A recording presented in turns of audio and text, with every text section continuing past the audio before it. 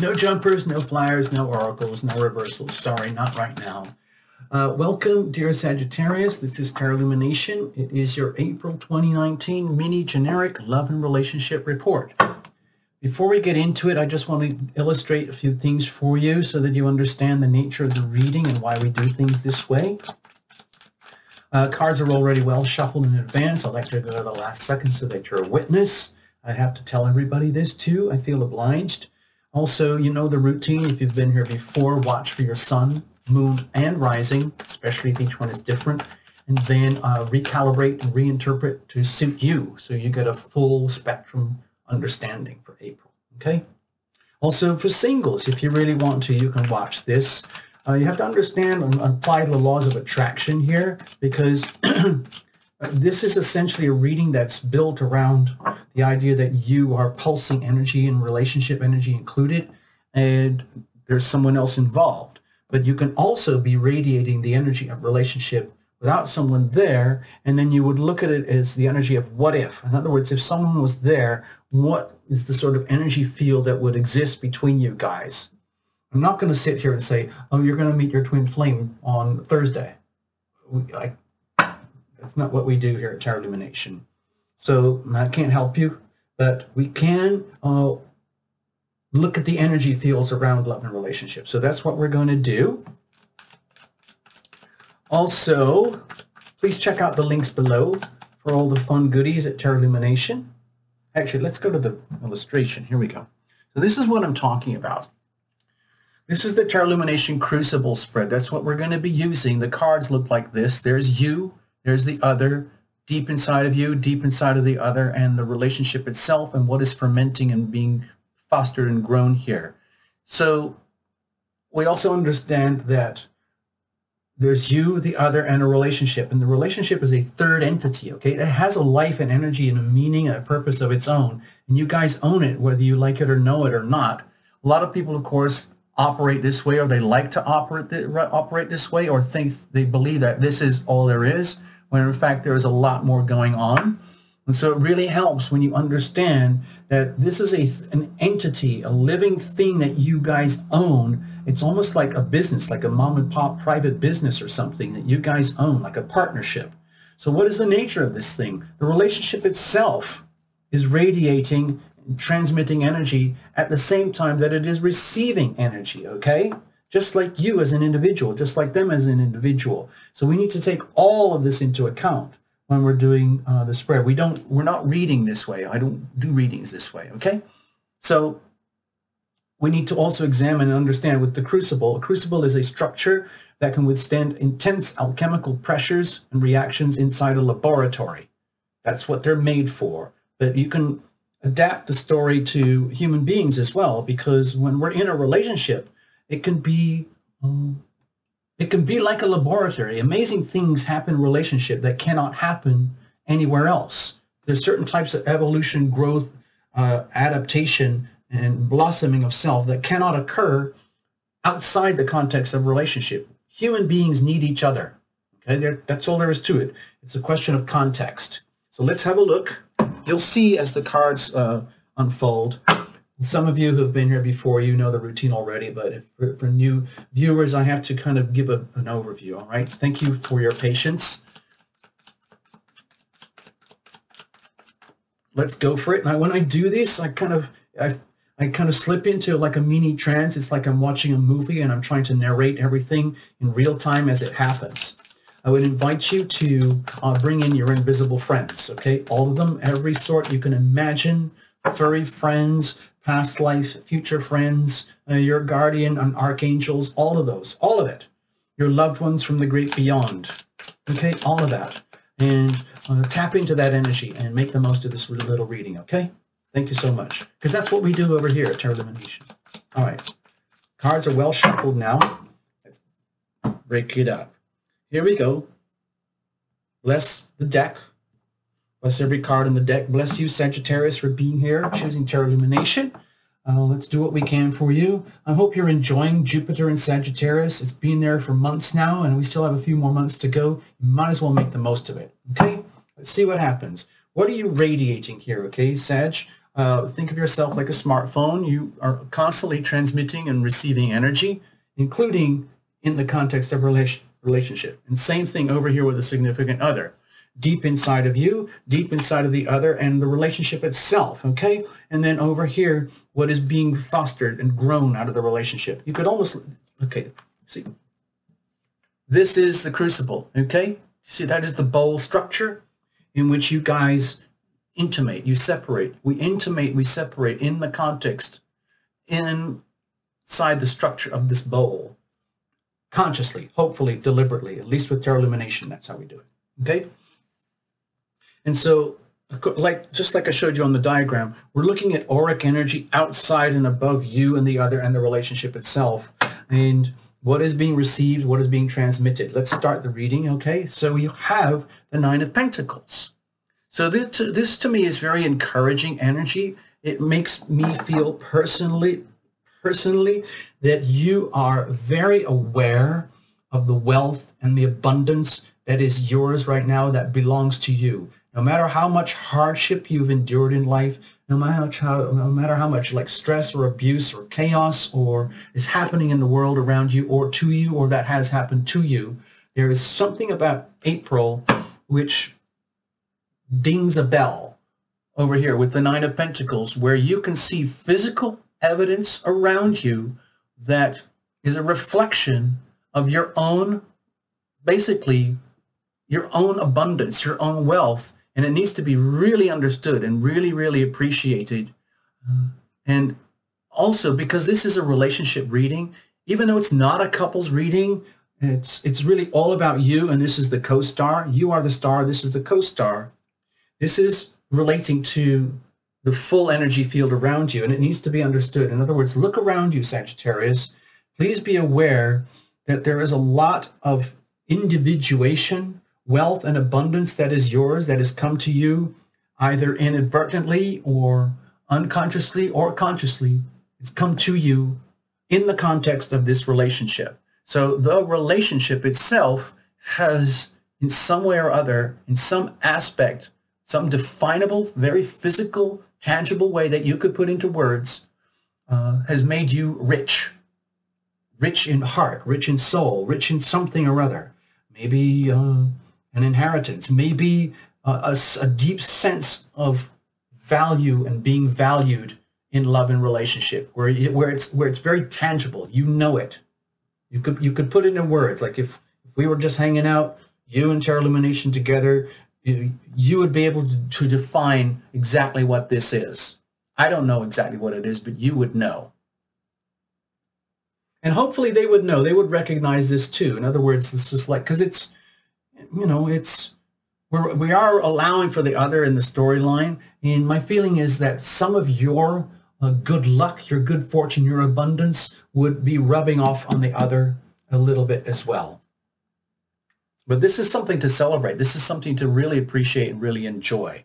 Okay, what do you radiate? What about now? Okay, so with the Hierophant energy here, my feeling is that somehow or other, perhaps either through like random events or maybe a lot of synchronicity that's happening in your life, in your world, for you as an individual, you are seeing and feeling and knowing that it's time for like a serious upgrade in how you conduct yourself in love and relationship, and how the relationship is defined and structured, and how the other party fits into the relationship. And, you know, there could be we could blame it on the planets. We could say it's because of this or that or whatever, maybe Jupiter or whatever it might be. But in radiating this, to me, it looks like a strong sense of order, a desire to bring like a deep stability and tradition and definitions and order to your life and your world in such a way that it benefits you, your relationship with the other, and the world around you. Basically, setting new codes, new standards, new higher standards of operation.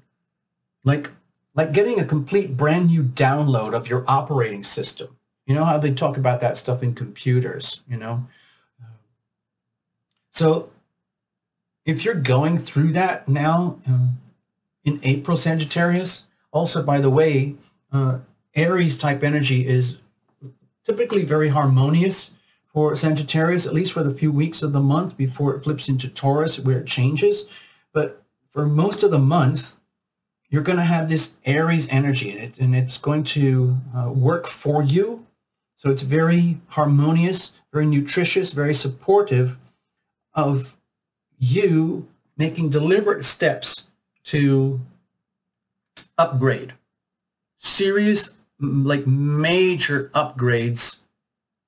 And it's not just by importing upgrades, like I need this, I need this, I want this, I want this. It's almost like, well, what do I have to do from inside myself in order to recalibrate myself and be able to live by example? In other words, I don't just talk about it, I actually do it. I actually live it.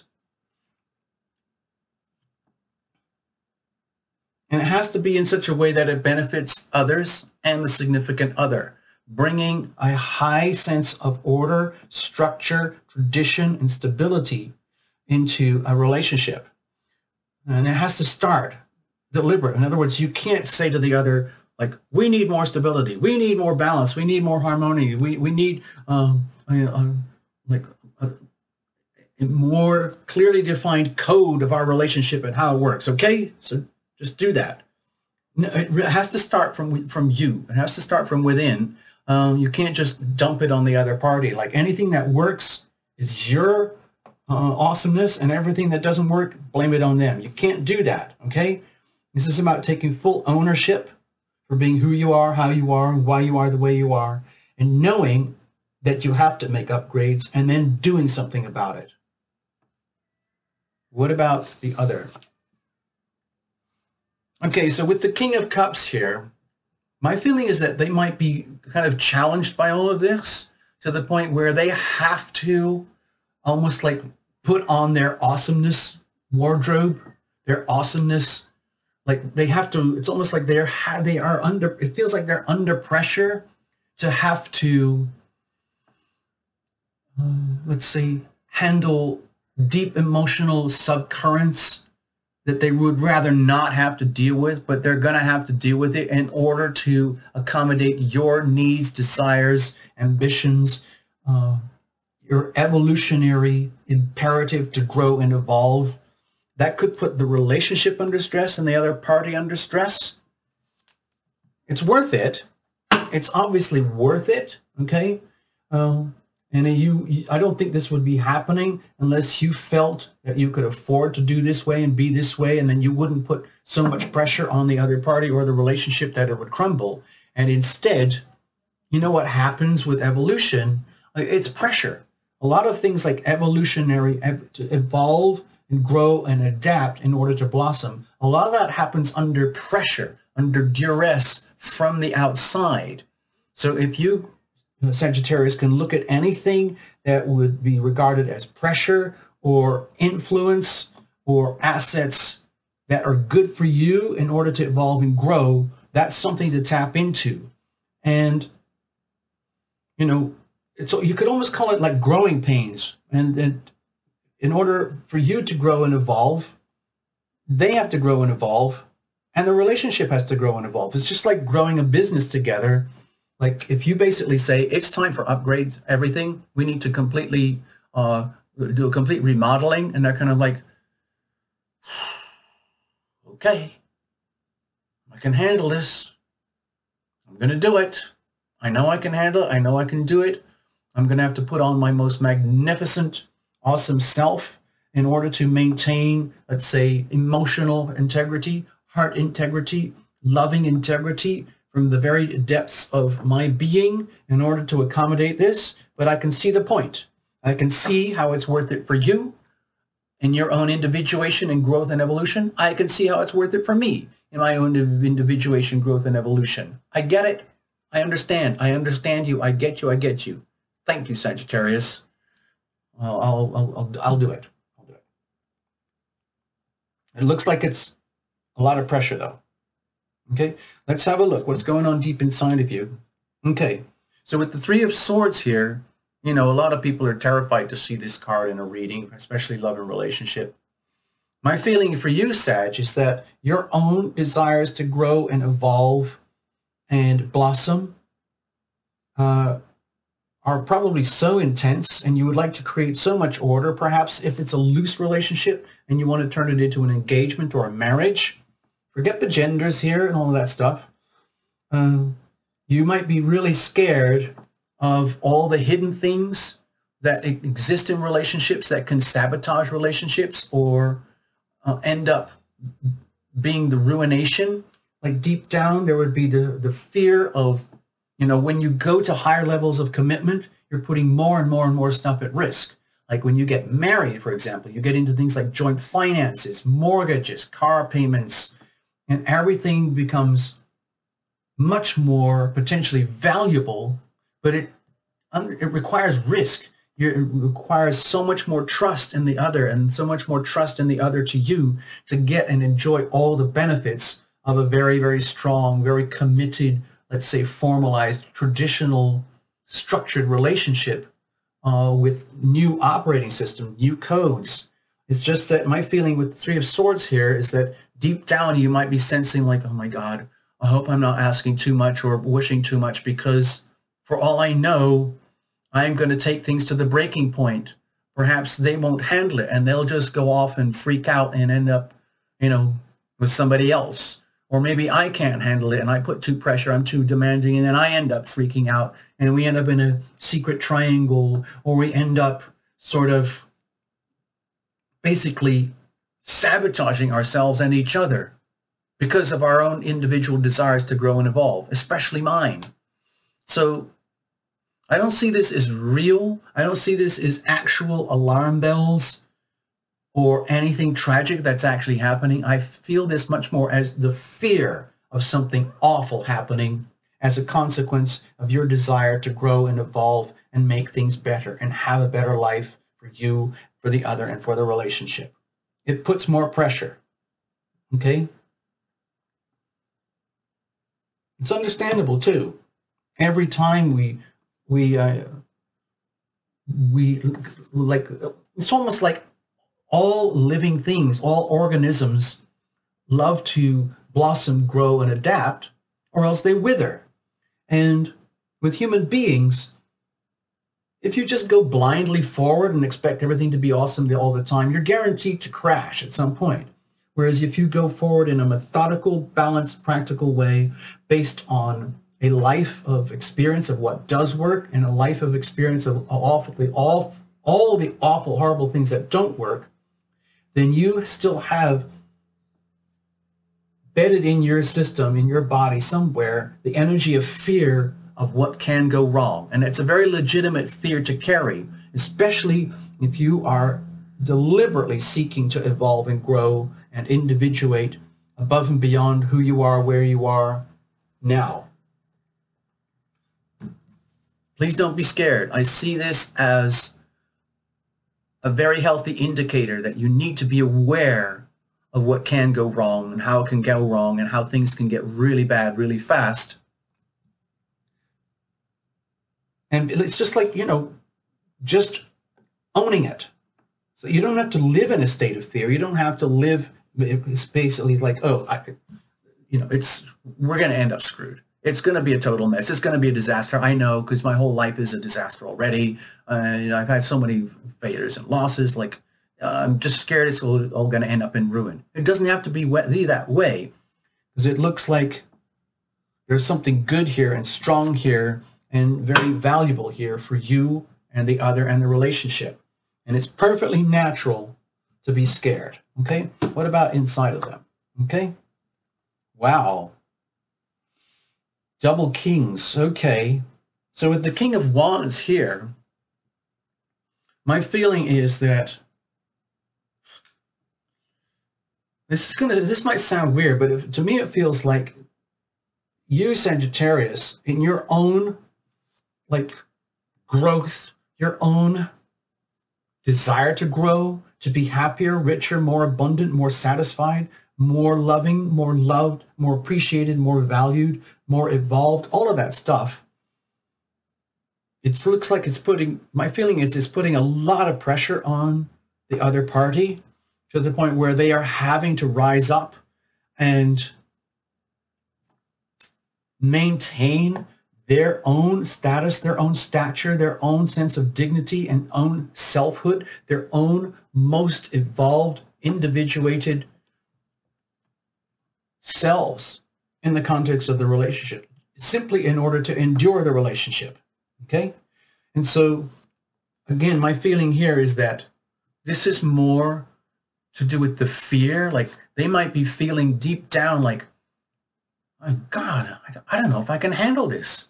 I'm going to have to be my most supreme, inspiring, most magnificent, honorable self in order to prosper and enjoy this period of April with my Sagittarian cohort over here.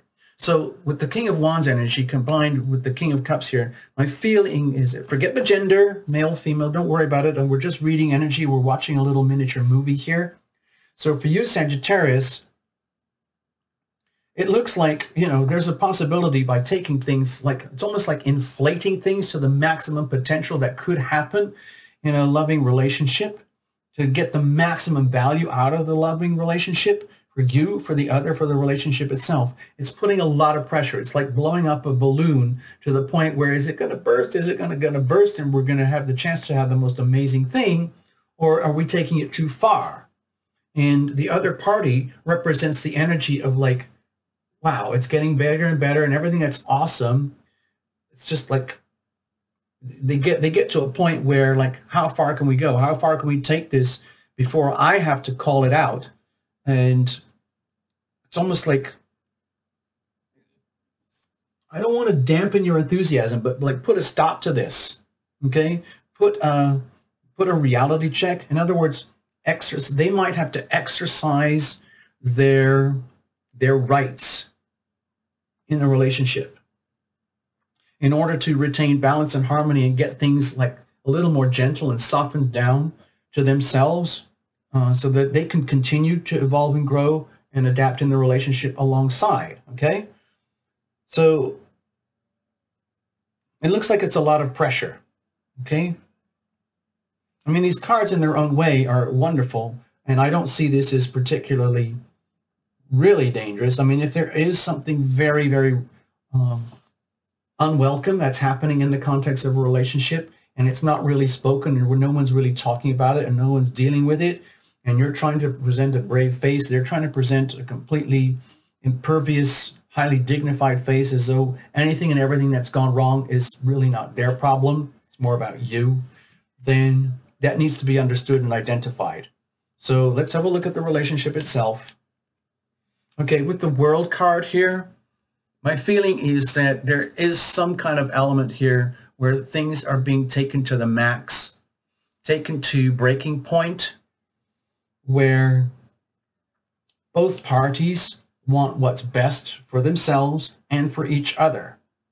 And it might lead to some kind of fracture. In order for you to evolve and grow and get the stability and order and structure that you want, you might want things to be a certain way. Like the code according to Sagittarius. This is how it has to be in order for things to work for me. And there might be things, they might be like, well, that might not quite work for me because I have my own sets of beliefs and systems about how it could work for me, and it needs to work for us. And then when you combine everything, let's just say you have a really open, healthy, dynamic relationship, and you're actually able to talk about these kind of things with each other and deal with it face to face, you come to a realization that the relationship has actually reached a plateau beyond which you can't go any further. You know how relationships go ups and downs. We have cycles in relationships. We intimate, we separate. Even if it's just going to work or going to college or going to school or going on a vacation or having to be away from each other, whatever it is, we intimate and we separate. We intimate and separate to various degrees of intensity and duration. It could be for days, weeks, and months. Some people go for months and months and months, or even years at a time, basically like in a fake relationship, or going through the motions or going through all the habits that they've already built in a relationship, as though this is all there is to the relationship, and they are ignoring and denying everything else because it's too much trouble, or there are too many issues, or there are too many problems that have built up and no one's bothered to deal with it because they don't want to. Because a lot of people, they only want the benefits of a relationship. They don't want the hardships and the challenges and the work. So for no fault of you or the other or the relationship, it just might be that the relationship has reached a plateau, a peak, where there is only one way. You reach a plateau and it goes this way. So it's the end of a chapter. It's the end of a certain aspect or nature of the relationship. And it's also the culmination. Like a lot of things might have been coming to a head and it's becoming fully revealed. Like anything and everything that's not working about you, Sagittarius, the other, and the relationship itself becomes on full display. And that's very valuable. Don't be freaked out by it, but sometimes it's really, really important to understand and know exactly full on what's happening. In other words, you're opening the doors to everything in the relationship. Physical evidence. Like, what is the value of the relationship? How valuable am I to you? How valuable are you to me? Okay? How do we enhance each other's value to ourselves and to each other and to individuals and to the whole planet? And you realize, okay, well, we've reached a peak. Okay, so what do we do now? What now? What now? What now? Are we going to, is this the end? Is this the end of the end? Or is this the end of a chapter? Or is it the end of a series? Or is it the end of a trilogy, the end of an episode? Or what is it? Or is it the end of the end of the end? Or is it a total breakup? We don't know. Let's have a look. What's going on here? What's fermenting? Okay, with liberation here, with the Judgment card, this is a really, like, there are big energies happening here in this reading, Sagittarius. So there's different ways you could look at this. Like if you, Sagittarius, in your desire for greater order, greater structure, and you require greater definition, like if it's a loose relationship, you decide, we need to actually get married. We need to get engaged. We need to lock it up and do it right. And that puts the fear of God up them. Or it terrifies you because what happens if they say no? Does that mean you're going to be rejected? Or what happens if you discover that there's something buried in the relationship that's actually going to blow everything up? Either way, whatever the actual storyline is for you, Sagittarius, whatever it is, you know what it is. You've reached a plateau where, like, everything becomes exposed, and you realize, like, on one side of the story, the relationship has brought you to a point of liberation, a point of, like, maximum potential, where you have basically grown as far as you can. They've grown as far as they can, and they've benefited tremendously. You've benefited tremendously, even if it's through hardship. And you can evolve, grow, prosper, and adapt through hardship and learn the hard way. It can be very, very liberating. Also, this could indicate that if there has been too much hardship, or if there is actual physical evidence of, like, maybe your deepest fears actually being validated, and you realize, wow, it actually is the end of the relationship as we know it, and things have to change from here onwards, and that what happens is the liberation and the relationship itself is calling out for freedom. It's calling out to release and let go of you and the other in you, so that you can be liberated from each other, liberated from the relationship as it stands. And it doesn't necessarily mean it's exploded forever, but what this looks like a big culmination, like a big, like, crescendo, reaching a plateau where everything kind of goes pop. And then everything that you need to know about what is wrong, why it's not working, whatever, is exposed. And that gives you a chance. That's very liberating. And if there are grievances and errors on their side or on your side, it's a tremendous opportunity to forgive and bless the other and release the other. Some things can never be fixed. That's one of the tragedies of life. There are things that happen where you simply just cannot fix. Like when somebody dies, you can't fix that. When somebody walks out on a relationship and they've cheated, you can't uncheat. If you've done it or they've done it, you can't do that. It becomes a fixed piece of history. And then it has consequences. It leads to a culmination, leads to a storyline. Well, this happened and this happened. And then you get to a crescendo, like where everything just reaches almost like either a point of being unbearable anymore, or a point where everything has to be put out on the table and both parties call it out. We basically say to each other, like, you know what? We've had an amazing ride.